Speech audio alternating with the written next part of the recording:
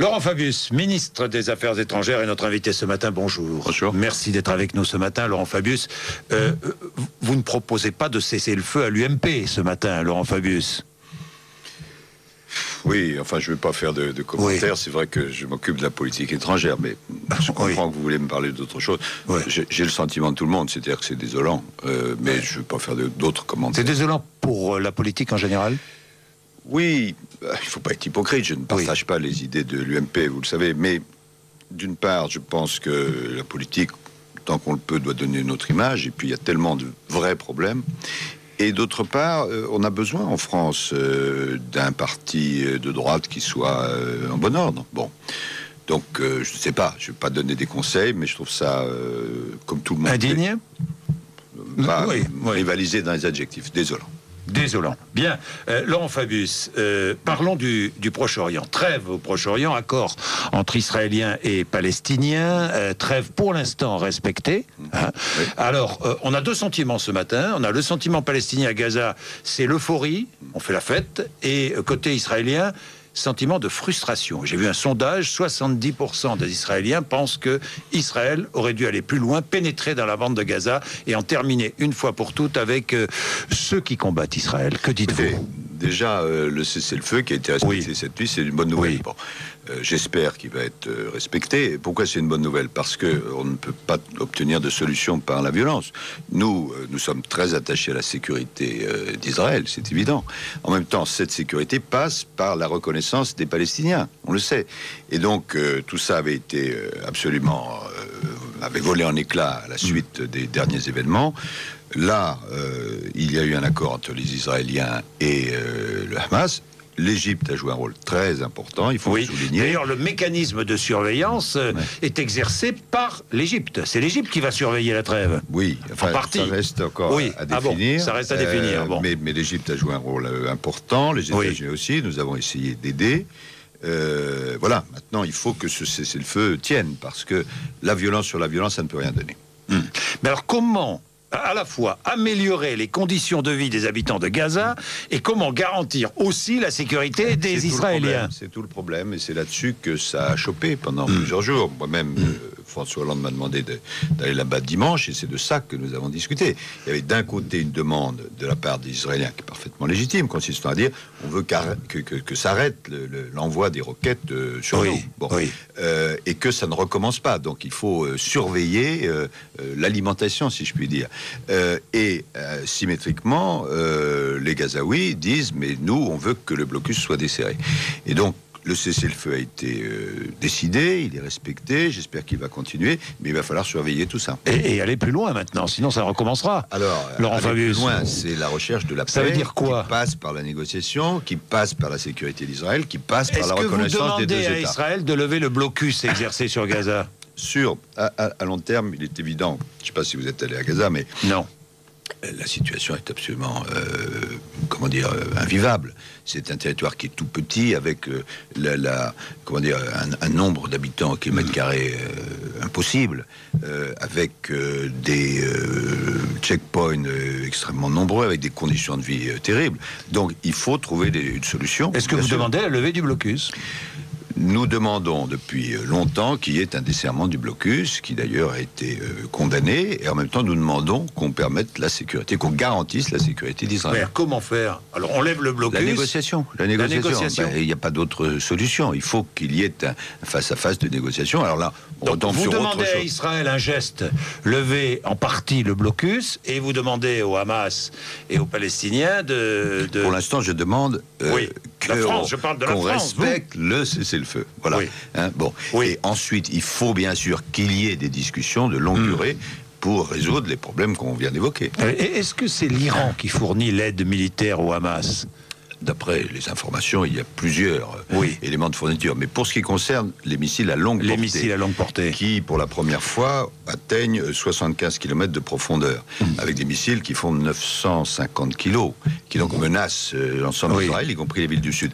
Ce sont des missiles de construction iranienne, oui. Oui, parce que Téhéran vous accuse de porter, je vois la dépêche qui est tombée il y a quelques minutes, de porter une lourde responsabilité dans le conflit de la bande de Gaza pour avoir fourni des armes à longue portée au Hamas. Vous avez accusé Téhéran de porter cette lourde responsabilité. France, oui. Et l'Iran s'indigne de vos propos. Écoutez, je ne vais pas rentrer dans une polémique, ça n'a aucun intérêt. Simplement, il y a un fait, c'est que dans plusieurs conflits graves en ce moment, l'Iran est directement impliqué. Elle le revendique d'ailleurs en Syrie. On sait que l'Iran aide M. Bachar el-Assad. On a vu l'Iran envoyer... Enfin, il y a eu un drone qui est passé au-dessus d'Israël. Vous savez que nous sommes en négociation pour que l'Iran renonce à la possession... Enfin, n'accède pas à l'arme nucléaire. Ce sont des faits. Voilà. Ce sont des faits. Donc, pour vous, c'est clair. Malgré les indignations iraniennes, c'est clair. L'Iran est partie prenante dans ce conflit et l'Iran arme en partie le Hamas. Il y a des faits que personne ne conteste. Bien. Alors, l'Iran, justement, parlons-en. Que peut-il se passer dans les semaines et les mois qui viennent maintenant? Parce Sur quel aspect? À la fois diplomatique et militaire concernant l'Iran. Diplomatique et militaire, parce que si la diplomatie... Sur l'aspect nucléaire? Oui, l'aspect nucléaire et l'aspect géopolitique dans la région. L'aspect nucléaire. Les choses se présentent ainsi. La dissémination nucléaire, c'est un grave danger. Bon. Et l'Agence internationale de l'énergie atomique a établi que l'Iran avait accumulé ce qu'on appelle les centrifugeuses au-delà de ce qui était nécessaire pour l'énergie civile. On admet tout à fait que l'Iran, qui est un grand peuple, puisse posséder de l'énergie civile nucléaire, pour l'utilisation civile. Mais nous ne voulons pas, quand je dis nous, ce sont les Russes, les Chinois, les États-Unis, les Anglais, les Français, les Allemands, enfin la communauté internationale ne veut pas que l'Iran ait l'arme nucléaire. Et donc il y a des négociations qui ont lieu. À la fois, mais qui avancent ou qui n'avancent pas? Pour l'instant, qui n'avancent pas. Nous espérons qu'elles vont avancer, évidemment, puisque la seule bonne solution, c'est la négociation pour que l'Iran, qui a le droit à l'énergie nucléaire civile, renonce à la bombe atomique, qui serait un danger, pas besoin de faire de longs dessins. Bon, et nous espérons que les négociations vont aboutir. Voilà. Et si elles n'aboutissent pas, ces négociations qui durent, Laurent Fabius, est-ce que l'option militaire est à écarter? Écoutez, nous travaillons pour que les négociations aboutissent. Maintenant, et si elles n'aboutissent pas? Je vous citerai le président Obama, qui, dans sa campagne, a dit l'Iran n'aura pas la bombe atomique. Voilà. C'est clair. Bon. C'est clair. Ça veut dire que l'option militaire s'appliquera si les négociations n'aboutissent pas. Le rôle d'un ministre des Affaires étrangères, ce n'est pas d'ajouter des difficultés aux difficultés, c'est d'essayer de les résoudre. Donc je dis négociations et en même temps sanctions. Nous avons pris des sanctions fortes. Et nous espérons, nous souhaitons, nous voulons que les négociations aboutissent et que l'Iran respecte ses obligations. Voilà. Bien, la Syrie, est-il vrai que l'OTAN va déployer des missiles en Turquie? Alors, il y a eu une demande de nos collègues turcs pour qu'il y ait des missiles patriotes qui soient déployés à la frontière turque. La demande a été faite sur la base de ce qu'on appelle l'article 4 de l'OTAN, qui en discute en ce moment, et il y a deux pays qui possèdent ces patriotes, qui sont les Pays-Bas et l'Allemagne. La demande a été faite par rapport à des incursions, enfin à des envois de missiles qui ont été faits par les Syriens. Nous sommes aux côtés de ceux qui souhaitent que l'article 4 s'applique. Vous soutenez cette demande? Elle a été étudiée en ce moment, mais il n'y a pas de raison de la refuser. Il n'y a pas de raison de la refuser. À titre purement défensif. Oui, les combattants djihadistes en Syrie ne veulent pas se rallier, faire partie de la coalition nationale que vous avez adoubée. Tant mieux. Vous dites tant mieux. Et se réfugient dans leur fief autour d'Alep. Tant mieux. L'élément nouveau qui est intervenu la semaine dernière, qui est très important, c'est que l'ensemble de l'opposition, j'allais dire démocratique, s'est regroupé dans ce qu'on appelle la coalition nationale syrienne. On a besoin de ce regroupement de l'opposition parce que si on veut une alternative à Bachar el-Assad, il faut qu'on puisse dire que les Syriens puissent dire, voilà ce que sera l'alternative. Et donc, des gens respectés et respectables se sont unis à travers cette coalition. Cette coalition a été reconnue par les États du Golfe, elle a été reconnue par la France, elle a été reconnue avant-hier par la Grande-Bretagne, par l'Italie, donc les choses progressent. Et cette coalition, qu'est-ce qu'elle va faire? Elle va mettre sur pied un gouvernement provisoire d'ici quelques jours, c'est ce qu'elle nous a annoncé. Elle va distribuer de l'aide humanitaire aux populations syriennes qui sont en situation impossible, et petit à petit, elle va prendre de l'ampleur pour préparer la Syrie de demain. Et il est tout à fait vrai que, je crois, un ou deux groupes djihadistes dit nous ne reconnaissons pas dans la coalition. Mais la coalition nous a dit, et c'est extrêmement important, qu'elle voulait que la Syrie de demain respecte l'ensemble des communautés, c'est-à-dire les Alaouites, les Druzes, les chrétiens, etc. Alors que les djihadistes, eux, veulent autre chose. Ils veulent autre chose, oui. Bien. Laurent Fabius, parlons de ce Français qui a été enlevé. Il a été enlevé à la frontière entre le Mali et la Mauritanie, je crois. Oui, du côté malien. C'est-à-dire, du côté malien, d'après les... Oui, sûrement. C'est-à-dire au sud-ouest du Mali. Oui. Dans une zone qui, jusqu'à présent, n'apparaissait pas contrôlée par les terroristes. Bon. Oui. Alors, évidemment... Est-ce que vous avez des nouvelles ? Oui, nous avons eu des informations par les autorités maliennes. Il est en vie ? D'après ce qu'on peut savoir, oui, mais il y a eu une revendication, mais qu'on n'a pas pu encore vérifier, qu'il aurait été enlevé par un groupe de djihadistes du Nord. Maintenant, il faut se méfier parce que on ne sait pas exactement les conditions dans lesquelles c'est passé. D'autre part, on ne sait pas si c'est un groupe qu'il a enlevé pour le revendre, excusez l'expression, à un autre groupe, parce que c'est comme ça que ça se passe, oui. Malheureusement, ou si c'est directement des gens du Nord. En tout cas, ça signifie quoi? Bon, évidemment, nos services sont mobilisés pour faire le maximum. Ça signifie quoi? Premièrement, je redis qu'il ne faut pas aller dans cette zone. Bon, parce que c'est extrêmement imprudent d'aller dans cette zone. Et je le redis à l'égard de tout le monde. Bon. Deuxièmement, ça signifie, encore une fois, qu'il faut absolument lutter contre le terrorisme. C'est ce que commencent à faire les Africains, à la fois au Mali et dans les pays voisins. Où en est-on de cette éventuelle intervention militaire africaine? On n'en est pas encore là. Alors on en est où? On en est à ce que, vis-à-vis du Mali, le problème, malheureusement, il vient d'être illustré par cet enlèvement supplémentaire. Maintenant, 7 otages. 7 otages. Bon. Le problème du Mali, c'est que là-bas se développe un terrorisme, un narco-terrorisme souvent, qui menace non seulement le Mali, mais l'ensemble de l'Afrique. Parce que c'est à la frontière de la Mauritanie et c'est pas loin du Sénégal, non plus. Donc vous voyez le risque pour tous ces pays. Et donc la communauté internationale a pris conscience qu'il fallait agir sur 3 directions. 1, direction politique. Il faut que les autorités du Mali, au sud, discutent avec ceux du Nord qui refusent le terrorisme. Bon, et c'est en train d'être fait. Donc, parce qu'il faut une base politique. Deuxièmement, il faut une base sécuritaire. Il faut que l'armée malienne se reconstitue et qu'il y ait autour des forces africaines qui acceptent, le cas échéant, d'intervenir. C'est en train d'être fait, mais ça va prendre du temps, parce qu'il n'y a plus d'armée malienne. Et troisièmement, il faut aider au développement et à l'humanitaire. Et tout cela est en train de cheminer au niveau européen et international. Et quand? Vous avez des dates sur... Oui, eh bien, l'ONU va donner son feu vert à cet ensemble, les 3, début décembre. Début décembre. Voilà. Et une éventuelle intervention nous n'en sommes pas là. Dans les semaines qui viennent. Non, nous n'en sommes pas là. Il faut d'abord reconstituer les forces maliennes. Évidemment, on ne peut pas intervenir sans forces maliennes. Et il faut que les pays voisins fournissent des éléments. Mais j'insiste, Monsieur Bourdin, c'est aux Africains d'abord de mener les actions nécessaires. La communauté internationale... Notre soutien ne sera que logistique. En appui. C'est une affaire qui relève d'abord des Africains. Bien. Laurent Fabius, et là-dedans, là-dedans, comme dans l'affaire syrienne, comme dans ce qui se passe à Gaza et en Israël, la France essaye de faciliter la paix. La ligne qui est la nôtre, la France, puissance de paix. Bien, Laurent Fabius, l'Europe, la Grèce, c'est toujours aussi catastrophique.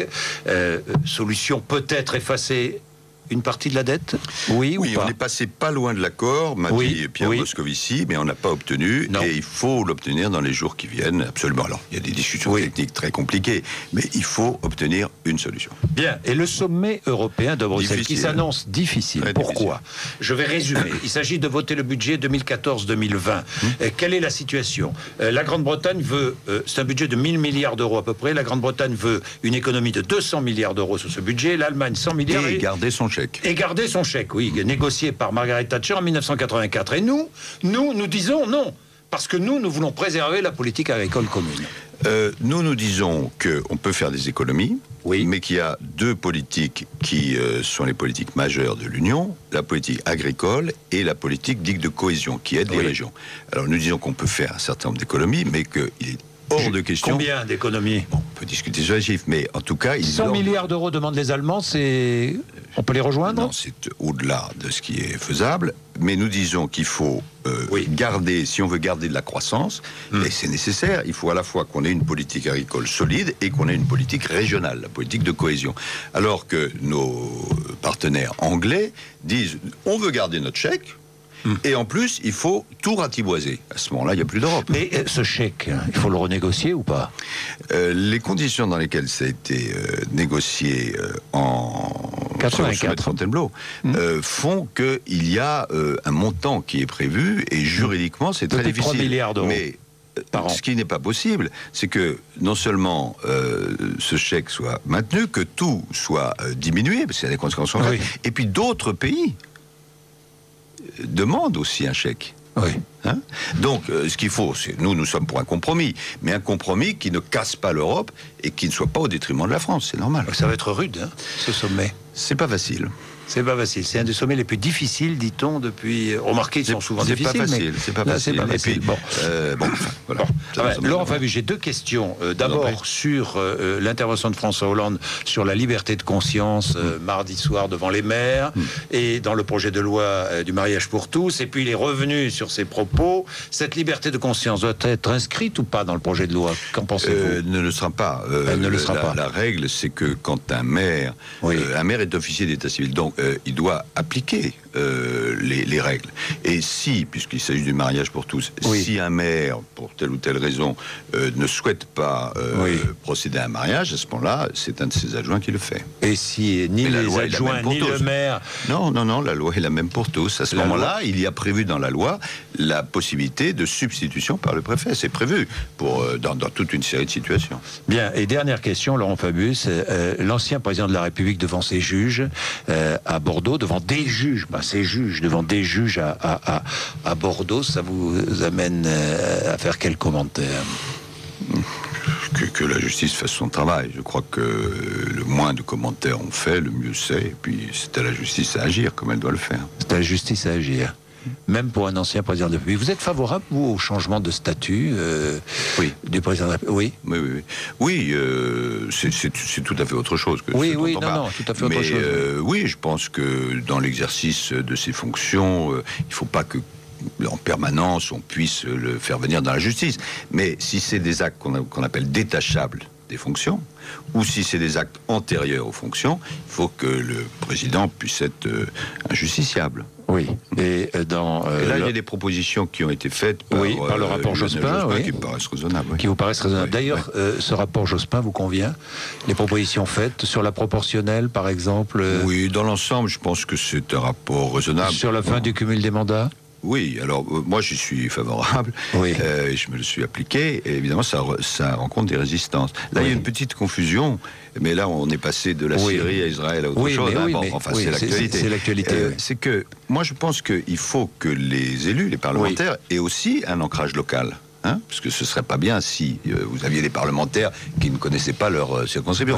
Mais avoir un ancrage local ne signifie pas nécessairement être dirigeant d'une grande collectivité. On peut être conseiller municipal. Vous voyez? Donc, parce que le problème, c'est que les journées... Être député ou sénateur et conseiller municipal, oui. Être député, sénateur et maire, non. Maire d'une grande ville, comment voulez-vous, c'est pas... et moi, je vois en tant que ministre, même si on travaille beaucoup, les journées n'ont 24 heures. Comment voudriez-vous que moi, je fasse ce que je suis en train de faire et en même temps que je sois président d'une région ou maire d'une grande ville? Ce serait pas raisonnable. Mais c'est vrai que c'est un changement de mentalité parce que la France est le seul pays à faire comme ça jusqu'à maintenant. Je pense que ça se fera. Il faut le faire en essayant de convaincre les uns et les autres. On est dans un état de la société où il faut à la fois voir clairement ce qu'on veut faire, mais en même temps essayer de rassembler. Faisons attention à ça. Bien, merci Laurent Fabius d'être venu nous voir. Il est 8h55.